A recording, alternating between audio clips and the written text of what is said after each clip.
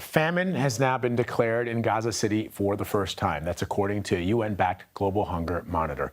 In its latest assessment, the Integrated Food Security Phase classification warned that the, quote, catastrophic conditions are expected to spread into other parts of the territory by the end of September. Israel has rejected the report, calling it false and biased. For more on this, I want to bring in CBS News contributor Robert Berger, who's following developments from Jerusalem. So Robert, break down what exactly the report says. Yeah, like you said, for the first time, the UN, this IPC declaring that there is famine in Gaza and focusing on Gaza City. According to the report, 500,000 Palestinians, that's about a quarter of the population in Gaza, is facing famine in the area of Gaza City. And they warn that this could spread by the end of September to about a third of the population.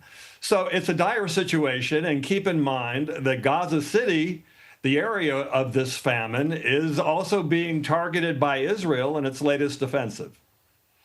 All right, and now break down what the Israelis are saying about the report. They say it's biased and that it's based on reports and information from Hamas, which, according to Israel, is hardly a reliable source. They point out that 100,000 trucks have entered Gaza since the start of the war, and that there's been a surge in aid over the past couple of months, including airdrops, and that there is no famine in Gaza. Prime Minister Benjamin Netanyahu saying in recent interviews a number of times that there is no starvation and that it's a blood libel like that against Jews in the Middle Ages. All right, so what are the latest efforts now to get aid into the enclave? We had reported earlier in the month and last month that the Israelis had prevented aid from coming in. They say now it's flowing. Can you give us a sense of how much aid is actually making it to the people who desperately need it?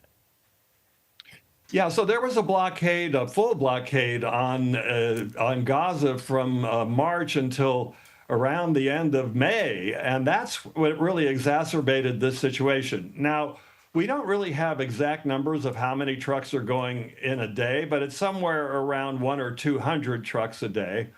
And there's also these airdrops, which are not really that efficient. They bring in maybe 1 or 2 truckloads of aid per airdrop.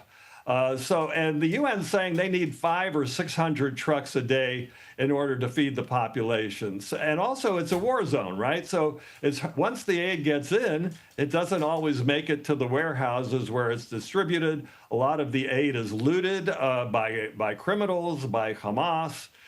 And basically, it's a big mess, but it is better than it was since Israel lifted that blockade at the end of May. All right, so this is all coming, of course, as Israel says it's preparing to expand its ground offensive in the enclave.